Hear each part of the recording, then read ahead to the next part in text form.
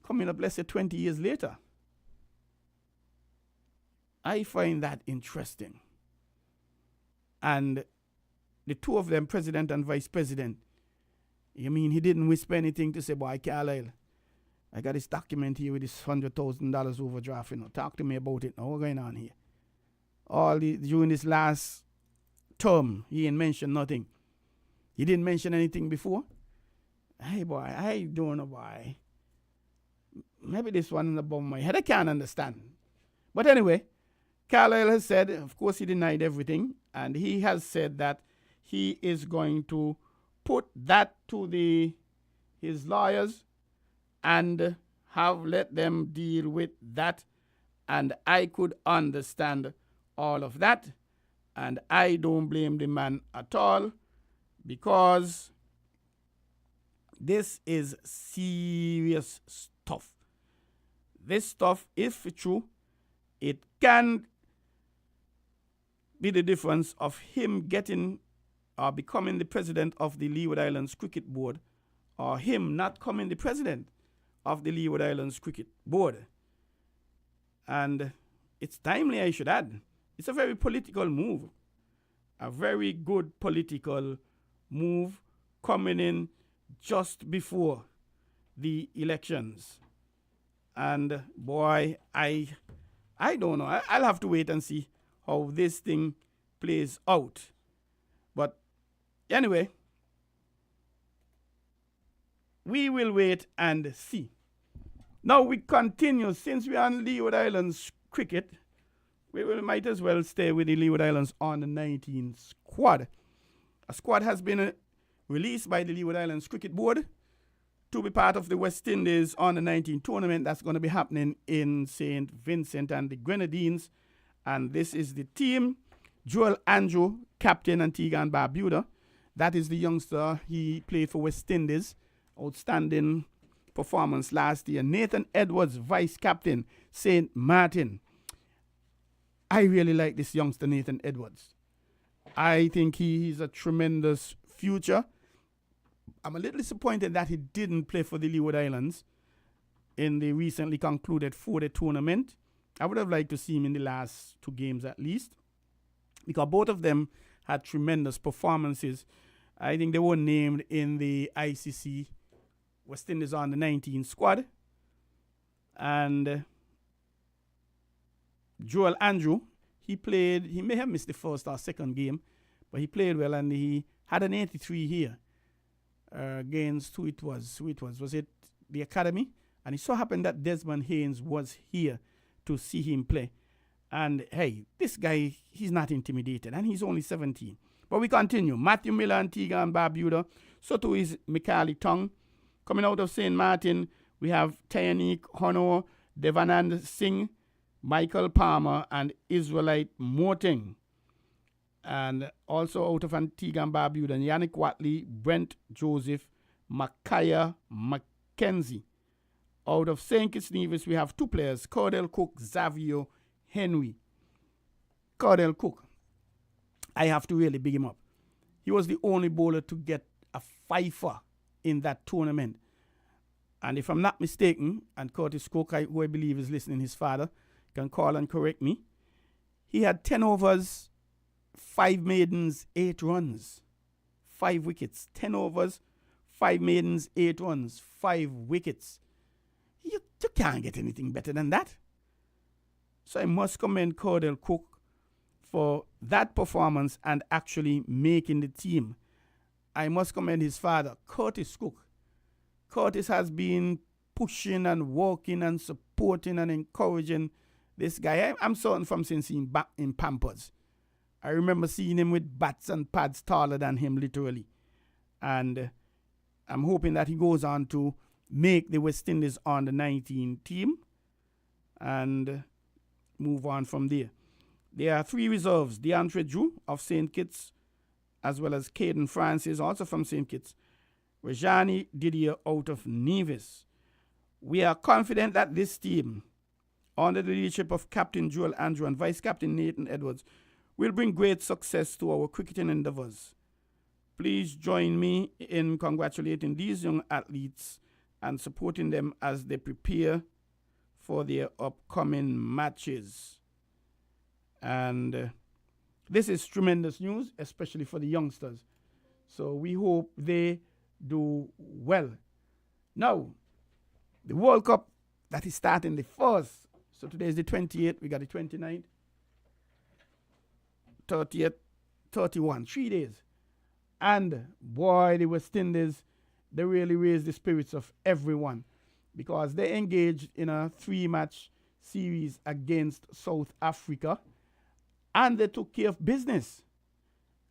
Whitewash, blackwash, whatever wash you want to call it. In the first game on Thursday, May 23rd.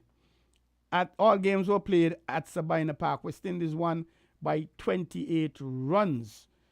West Indies 175 for 8 from 20 overs. And South Africa 147 all out from 19.5. The second game, Saturday, May 5th, West Indies won by 16 runs after they made 207 for 7 off 20 overs. And South Africa responded with 191 for 7. And in the final game on Sunday gone, West Indies won by 8 wickets after South Africa batted first, 163 for 7. And West Indies 165 for 2. Van der Dusen, the captain, batting at number 5, he had 51. Wyatt and Mulder, batting at 6, had 36. And there was a fifer. No, there wasn't a fifer. There was actually a threefer by Obed McCoy. He had 4 maidens, 4 overs, 39 runs, 3 wickets. Shamar Joseph, he picked up 2 for 26 from 4. And Gudakesh Moti, 2 for 21 from 3 overs. And when West Indies batted, Brandon King was 44 not out from 28. Johnson Charles, 69 from 26. Kyle Miles not out 36 from 23. Alec Atanez not out 6 from 7. Johnson Charles, he has been having a torrid time. People wondering why he's in the West Indies team. And he came good here. He didn't really have much to write home about from the previous games. And if we look at the scores, when West Indies made 207, Waston Chase was 67 not out from 38. Kyle Myers 32 from 16. Johnson Charles was 7 from 9. Brandon King opening the batting 36 from 22. And the bowling for the West Indies, Gudakesh Moti picking up 3. Waston Chase 1. Akil Hussein 1. And Romario Shepherd 1. And in the first game, West Indies winning by 28 runs. Brandon King 79 from 45. Johnson Charles 1. Myers 34 from 35. And in the bowling, Matthew Ford opening was 3 for 27.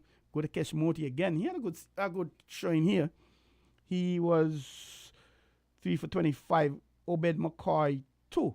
And speaking about Obed McCoy, Jason Holder has indicated that he's injured with the West Indies tournament. Forgive me. He indicated that he was injured playing county cricket recently, so he has become unavailable for the World Cup. And that is not a good thing for him. However, it is a good thing that for Obed McCoy, because Obed McCoy has been called into this side. The interesting thing about this, Obed McCoy wasn't listed as one of the reserves, but I guess because of this performance, the selectors thought that he was in fine form and included him. So that is something interesting. We're going to take a break. And before we slip off to the cricket, the IPL, the Premier League, that just completed. And I don't know who would have watched it, but it was really an anticlimax. Sunrisers Hyderabad, they went down by 8 wickets to the Calcutta Knight Riders in the lowest ever scoring game in the IPL finals.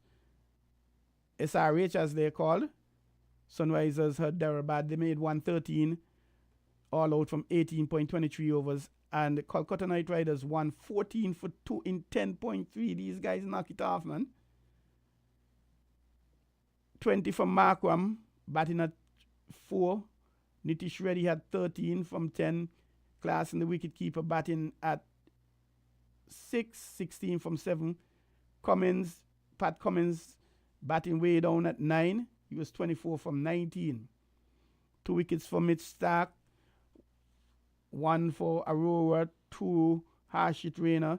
3 Andre Russell, 2.3, 19. He really had a good match there.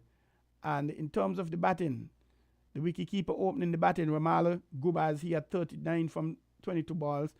And Venkatesh Iyer, he was 52 from 26 balls. And he was knocking the ball all around, man. And, hey, it was something to see, but still, because of the low score, wasn't quite something to see. Very low scoring.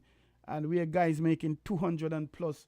And so in this tournament, several teams made upwards of 230 something and things like that. And to have this, oh boy. And not really good. Our guests are in studios at the moment. But before we go to them, let's take a quick peek at some other things we have. America's Netball Men's Champions, 12 to the 18th September 2024, happening here in St. Kitts and Nevis. Men's Netball Jamster. I wanted to go and try out and walk out with a team. And however, I ordered some tights, but up to now, they haven't arrived as yet. So these guys lucky I didn't get them in time.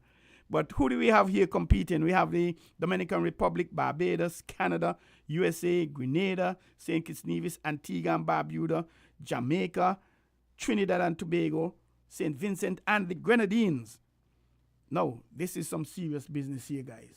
Men's netball jamster. Not women, you know. Men's. I wonder if these guys going to dress in short pants and skirts like the girls. I don't know jamster. I'm going to say this. I don't know if it's going to happen here. But when I was working at Cable and Wireless, the first ever Queen show we had with men was held by the Cable, well, it was Scantel then, the Scantel Sports Club. The late Mackenzie Peters, he was president and I was vice president. And we entered the show. I believe I should have won the show, but the judges cheat. Kenzie won the show. Eventually, may his soul rest in peace. But I had a lot of fun. But you know what happened the night by Jamster?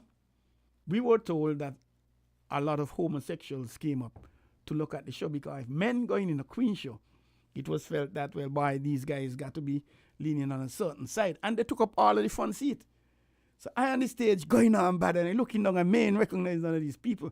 But it looked like when they realized, boy, these guys are straight as an hour, all of them pack up and went home. Now, Jamster, I don't know if the same thing will happen here.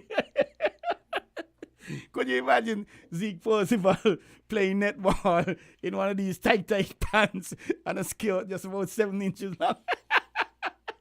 I don't know. But we'll have to wait and see, Jamster. And I really like to go to this. And the Department of Sports, they're having primary school netball starting on the Thursday, the 30th of May. That is Thursday coming.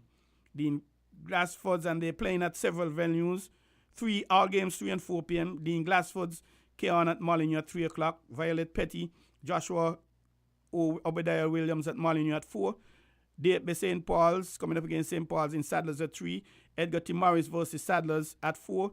Bronte Welch, Newton Ground, Sandy Point at 3. Sandy Point, Tyrrell Williams, Sandy Point at 4.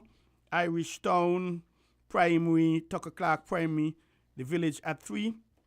Beach Allen, Dr. William Connor at the Village at 4. And this is happening on Thursday, the 30th. They continue on Tuesday, the 4th at the Keon, Sadlers, Virtuals, and Newtown. So they're changing them around, which is a good thing. So we're going to tell you a little more about that next program.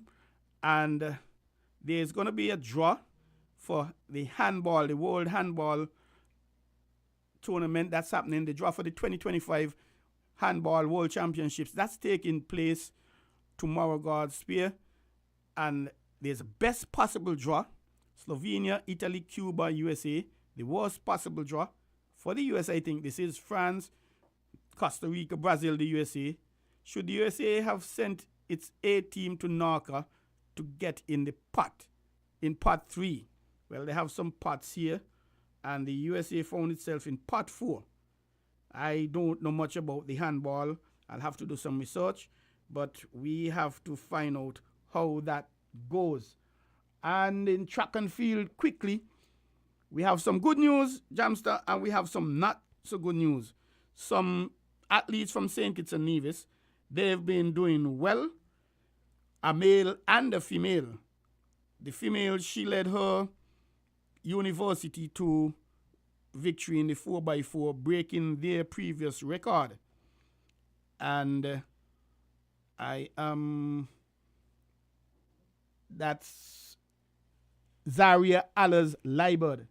She's at the University of South Florida. They won the 4x4 with a record. I'm trying to look, but so much information in here, Jamster. So that was a good thing. Another good thing is Sharim Hamilton. He set a new national record in the 400 meters hurdles. He is at the university as well. He's out there on a scholarship. So congratulations to both of them. Some positive news. Joella Lloyd of Antigua and Barbuda, she qualified for the Olympics, and she's actually in school in the US.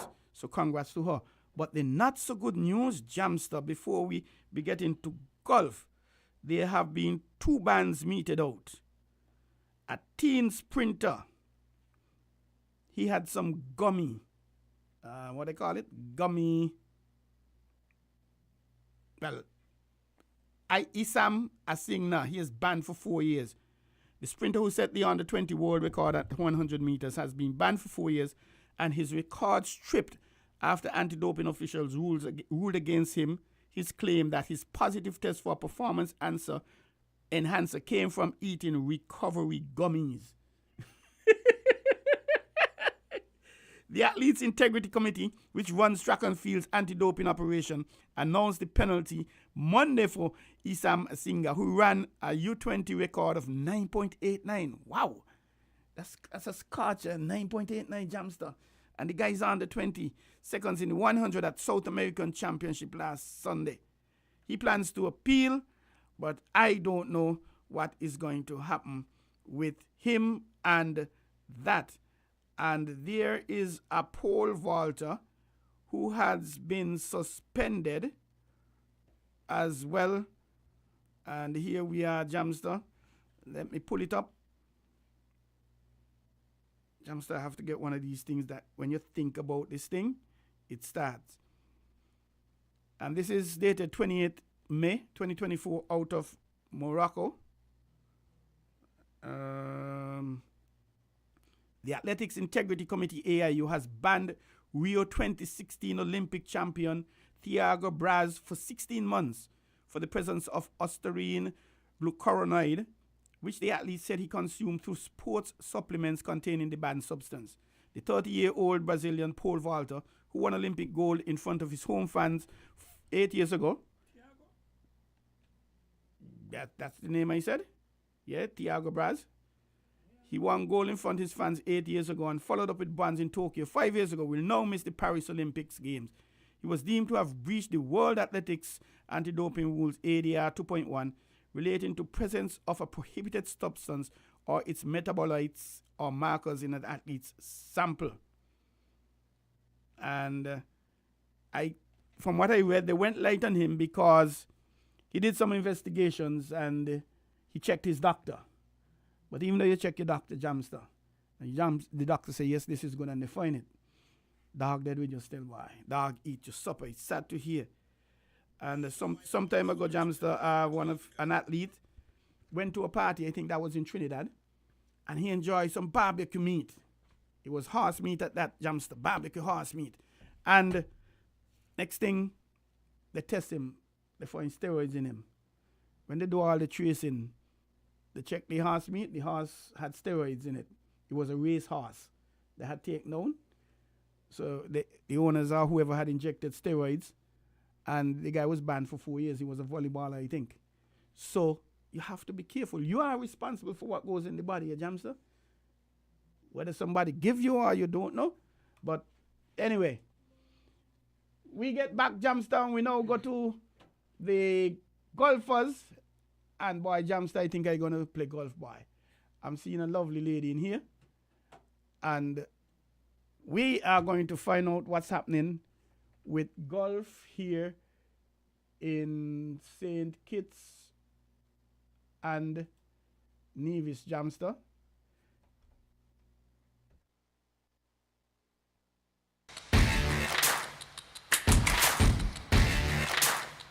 Stick and stay, don't go away, we'll be right back.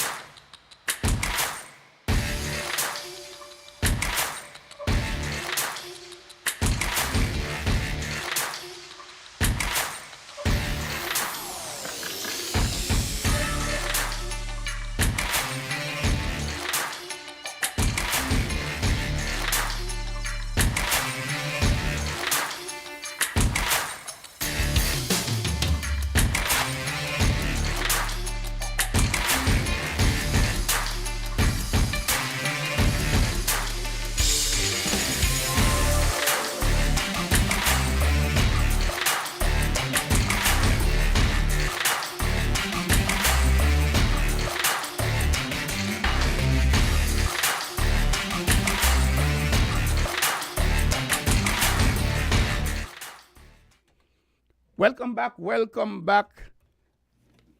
And we now have live in studio with us, well, two gentlemen and a lady, two gentlemen and a lady, but the lady is shy.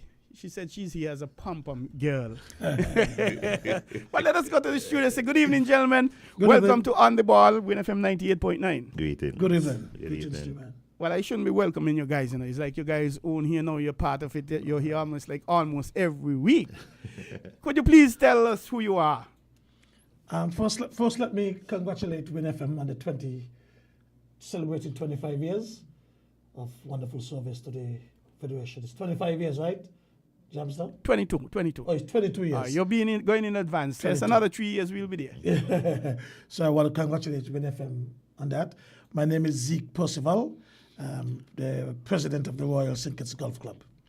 And my name is Darian Fleming. I'm an executive member of the Royal St. Kitts Golf Club. And the pom-pom girl is shy. I was looking forward to it and say, now I have the inspiration to come and play golf. But she's a pom-pom girl hiding in the back house. I've changed my mind, Zeke. I ain't going to play golf yet. Gentlemen, congratulations on your Johnny Walker Black, your tournament you had here on the Wit weekend. I hope you would have bought with you a bottle of Johnny Walker Black and a bottle of Johnny Walker something soft for Jamster. I don't think he drinks alcohol. You should have talked earlier. But guess what? I'll get it to you between tomorrow.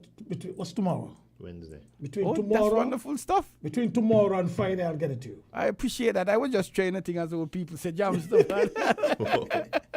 So how did it? We want you to enjoy that good stuff. So I'll make sure I'll get it to you. I appreciate that. And I must apologize. I really wanted to be there. I got several reminders about the opening ceremony from you. But that was just a very, very busy, hectic weekend for me. And it went so fast. Yeah. And I was looking to hear if Lulu got lost, if she went over half not seeing the golf club. But I didn't hear that, so I guess she went down. But how did it go, gentlemen? It was fantastic. Like I said to my colleagues. Forgive me. The other gentleman didn't introduce himself. Yeah, I did. Oh, okay. Yeah. I was probably thinking about the Johnny Black already. Yeah. So you were saying now. Mm-hmm. Yeah, so like I was saying, like I said to my colleagues before and some of the players, that I've been involved with the St. Kitts Open for the 41 years, whether as a caddy or a player or an organizer. And I must say that this one was second to none. You took the cake. It was fantastic. Something it special, was just, man. It was special. It was just beautiful, not just by the numbers going back up, because I think we went up to like 90 plus. Yeah. Moving up from 65, I think, last year or something like like 50 that. something the year before. Almost a 50% increase. Yeah. But then the tournament was just fantastic. And even today, getting calls from folks from Trinidad and in the States who were here, who just loved it. I mean, just saying thanks. They had a beautiful time in our Twin Island state.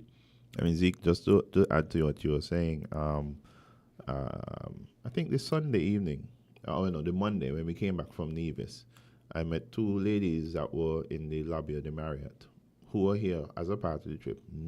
They had nothing to do with golf. They just came because they wanted to come and see St. Kitts. Yes. Yeah, and I think that's one of the pushes that Zeke has been advocating for is to turn the Where the tournament- ladies came from? Trinidad. They were from Trinidad, yeah. Advocating to change the tournament from just being a tournament to an event. And the fact that we could attract persons who are non-golfers to our shows, to see St. Kitts.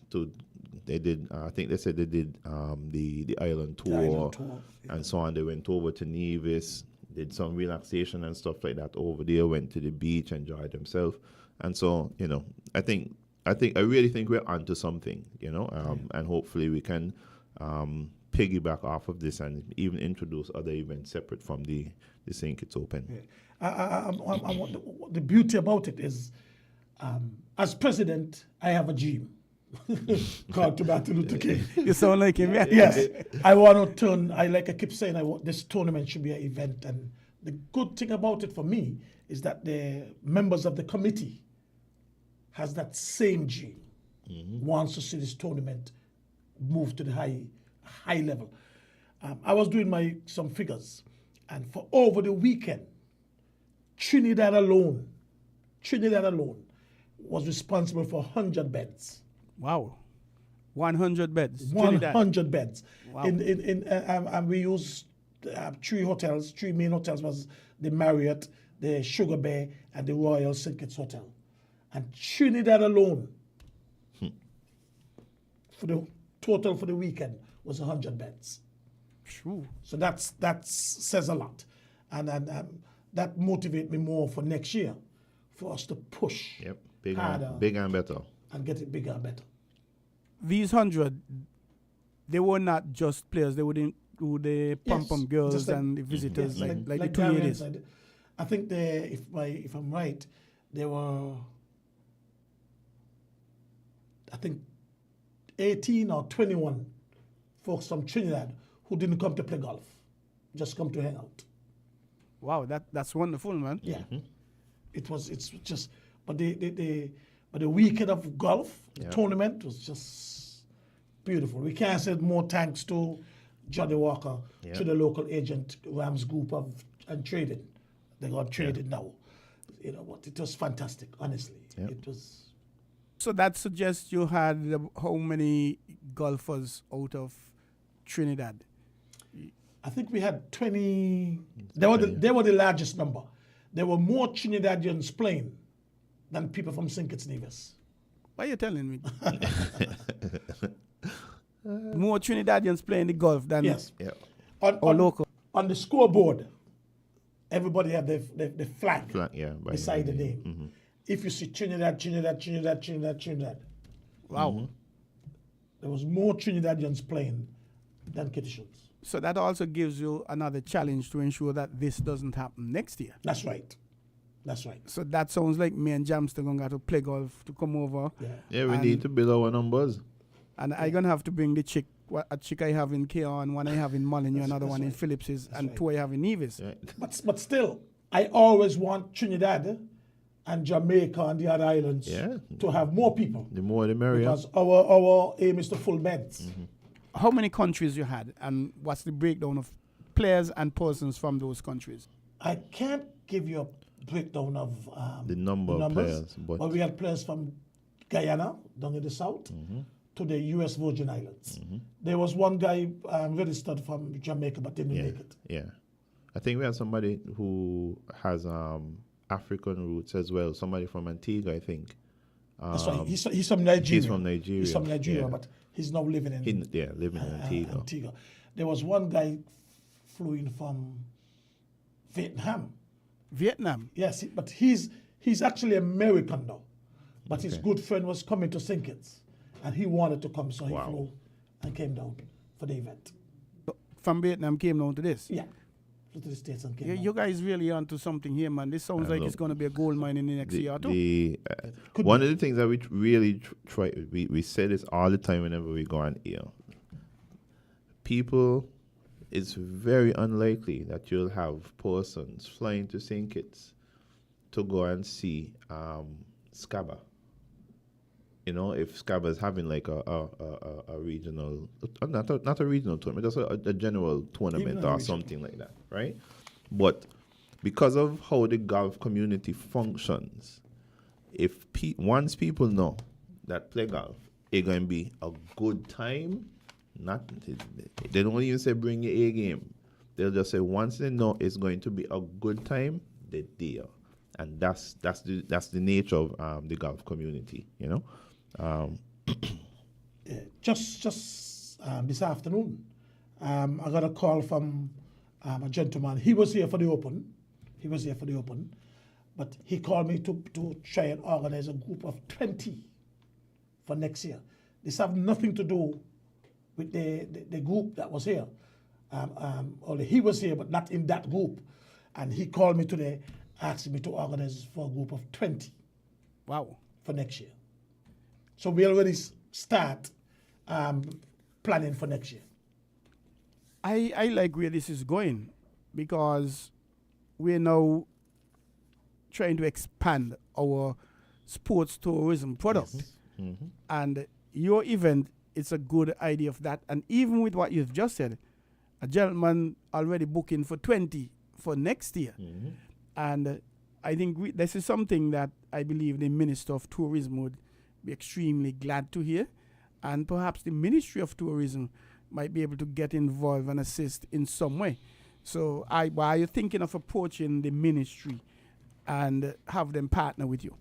Yes, we reached out to the ministry many times, but this year we were happy to have the Ministry of Sports who got involved this year. We are grateful for that, and also the Prime Minister's office yeah. who got very much involved this year. So it's a good sign, and hopefully that tourism will get more involved. But the Frigate Bay Development Corporation, who is the parent of the Royal St. Kitts Golf Club, they also got more involved this year, making sure that the golf course was in decent condition for the event. So we're getting back that involvement from the bigger heads, And which support, is very yeah. important. How was the spectatorship like? Not what we would like I said, from locally. Yeah, locally. Not what we would like locally. But it's understandable. It's still, we all know that golf is not a football game or a basketball game here in the not only in St. Kitts, but in the OECS. Because when you go to Trinidad and so, you see more spectators out than we'll see down in this region. But it will get there. I have patience. Indeed. So how the winners, could you tell us about who won what? Yeah. No problem. I have a wonderful slate of all of the persons who were victorious. So the tournament, we had several flights or categories that players could enter into. We also had several closest to the pin prizes.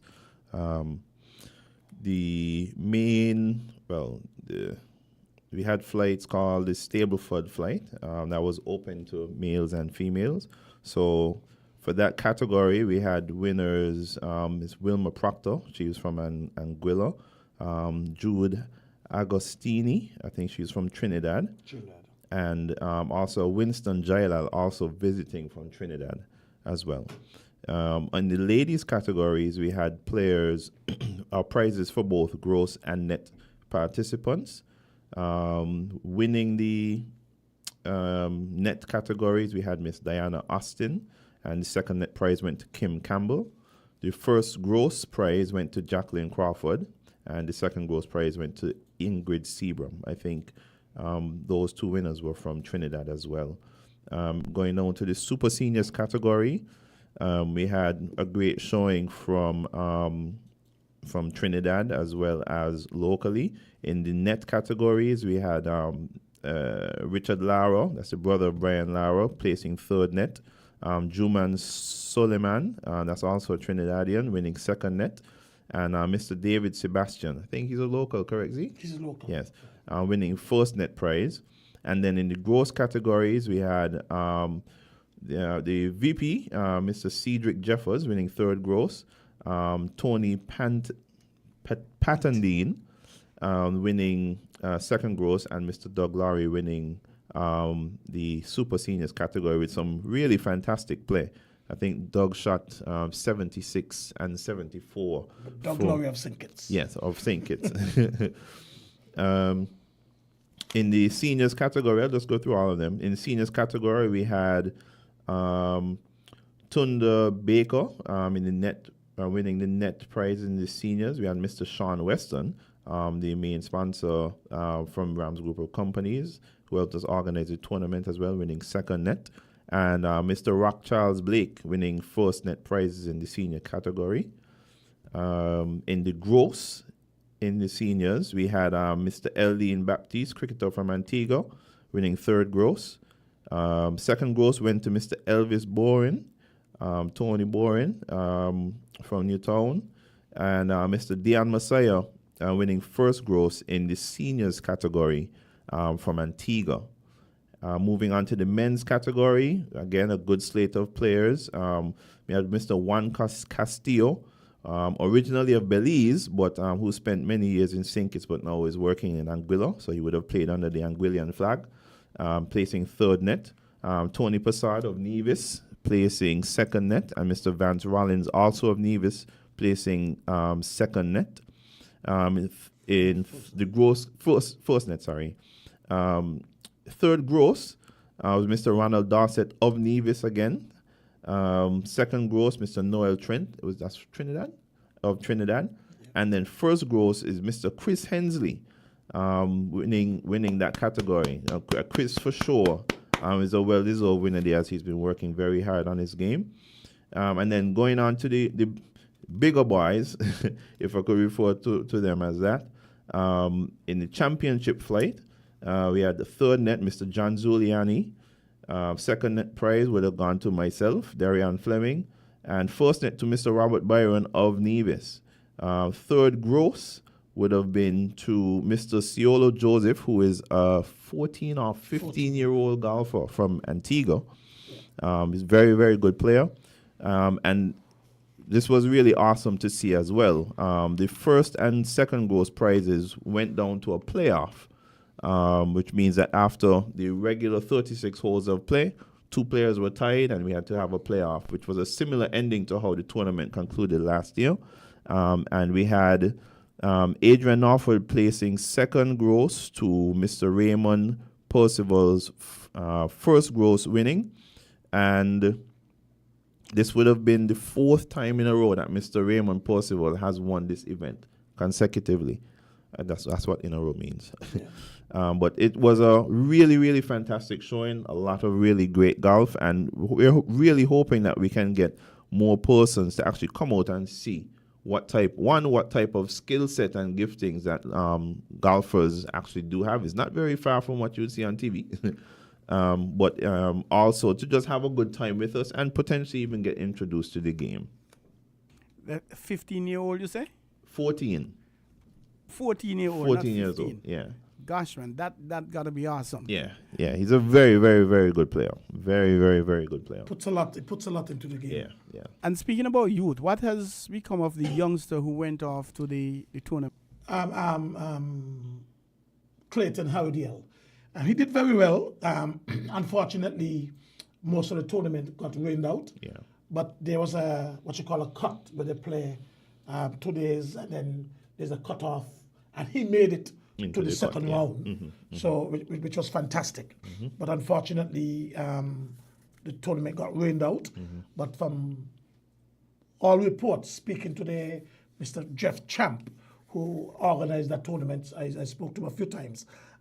He was very impressed with Clayton on and off the course, yeah. which is very important. Did he play in this tournament? He did. Yeah. He did. And He played well, decent the first day, First day. but the second day didn't hold his own. But at least represent himself decent because he finished. So he's a young man, trying hard, maybe too hard. I don't know how that goes, but he's got a long way. He's got a great future ahead of him. And it's always something else playing at home, that home pressure. Yes. Very Some true. athletes prefer to compete, whether you're running football, cricket, overseas. You got to talk about the home court advantage, but sometimes it could really work against you. Definitely. Yes. What about the E zone in Nevis? Oh, that we were coming to that. That was fantastic. Yeah. That that's my baby. That is something that I put a lot into. I came up with that idea and I really pushed it, and everybody loved it. I mean, it was just fantastic. If I could go through the winners, the overall winners, we had in third place. We had tying for third place, Walk Charles Blake and Michael Davis, both from St. Kitts. In second place, we had Robert Byron of Nevis. And the champion for the E-Zone Cup 2024 was Adrian Norford. And these are names we have been generally hearing Yes. around the Gulf. But this tournament, we're going to grow it.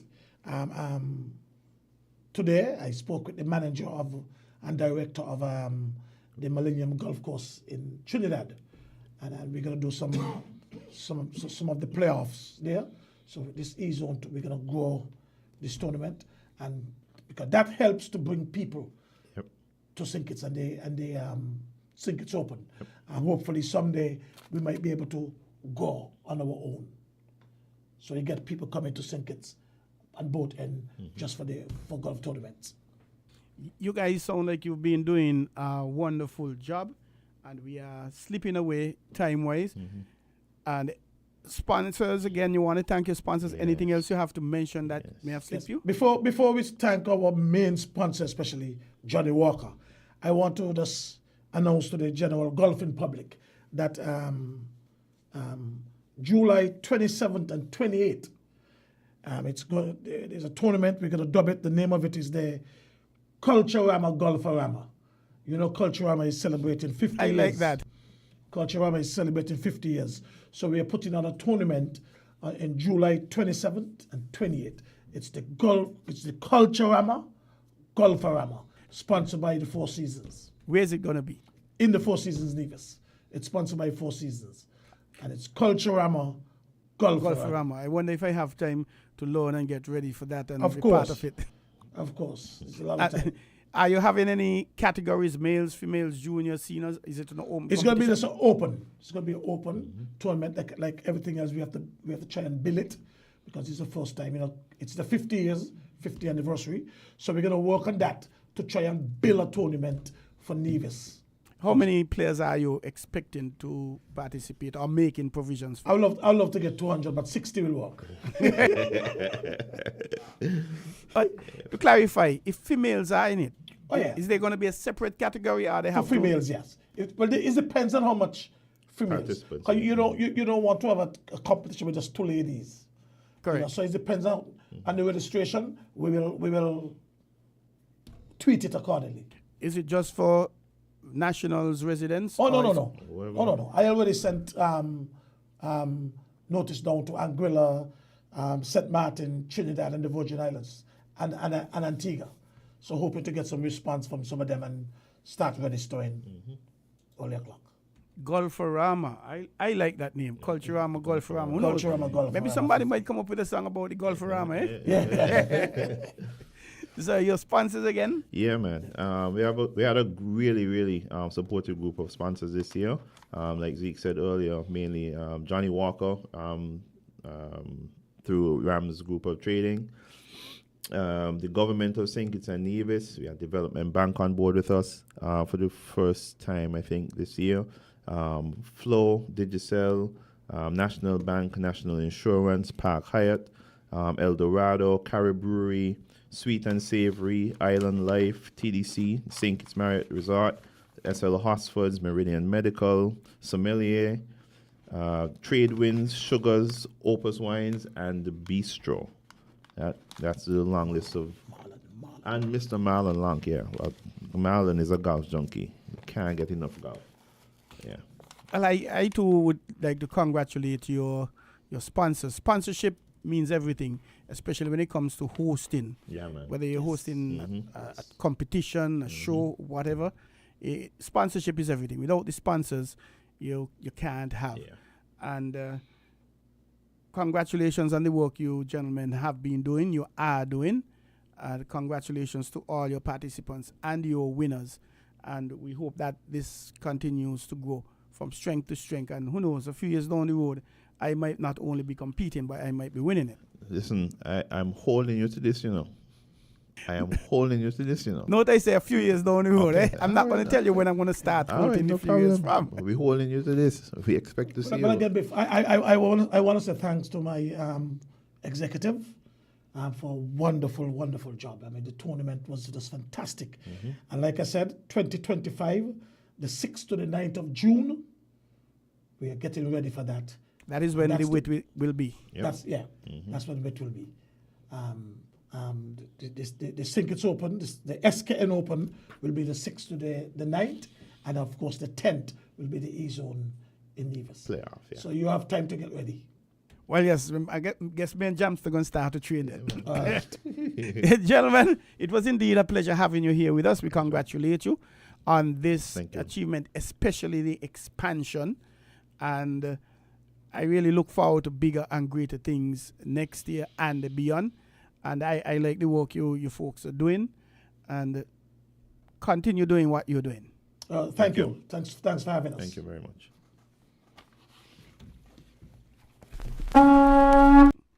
You've been listening. Don't tell them no, brother. I am not You've been listening to an interview with the Mr. Zeke, the Royal St. Kitts Golf Club, on their recently concluded the Johnny Walker Championships here in St. Kitts and the E-Zone in Nevis. And we congratulate them and wish them the best. You have also been listening to On The Ball here at Win FM 98.9. I'm Troy Biff Mills. I've been your host. And we had quite a detailed program tonight, a lot of information. We would have liked to go into a little more information, but we probably have to speak to management to see if we could get the show go to 2.5 hours. Got 2 hours fly by poof. And we congratulate all the winners again. And before we slip away, however, when World Cup is starting, by the time I'm back here, the World Cup would have started. Saturday, June 1st. United States coming up against Canada. That's a Group A match at Grand Prairie Stadium, Dallas, Texas, starting at 0:30 Greenwich Mean Time, which is 8:30 p.m. our time. On Sunday, June 2nd, the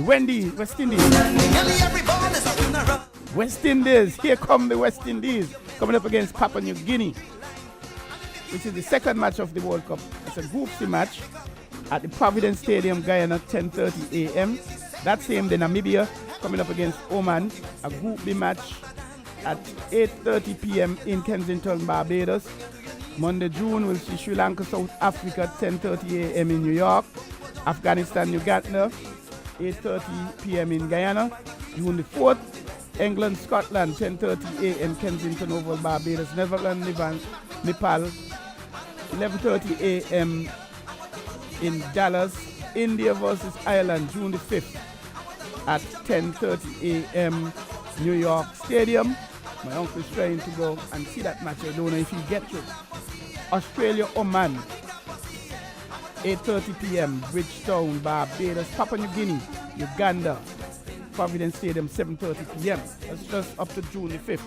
We wish the West Indies, we wish all the teams well, and of course wish the West Indies the best, and hope they come out championship with their third T20 champion. Remember, they're the only back-to-back T20 champions, and we wish them well. Thank you again for listening, and I'm Troy Biff Mills. You can WhatsApp me 668-2055 with your ideas and suggestions, and of course we encourage you to come on board and sponsor the program. To my producer, Jamster, I say thank you very much. Happy 22nd anniversary to Win FM 98.9. And please do join us next week, Tuesday. Tell your friends, family, have them join too, from 7 to 9 p.m. on another edition of On the Ball here at Win FM 98.9. Thank you for listening. Always be positive in your thoughts, in your words, and your actions. Well, like Bibi did say, you know, he's a sour sort of chap. Well, you ready to the hand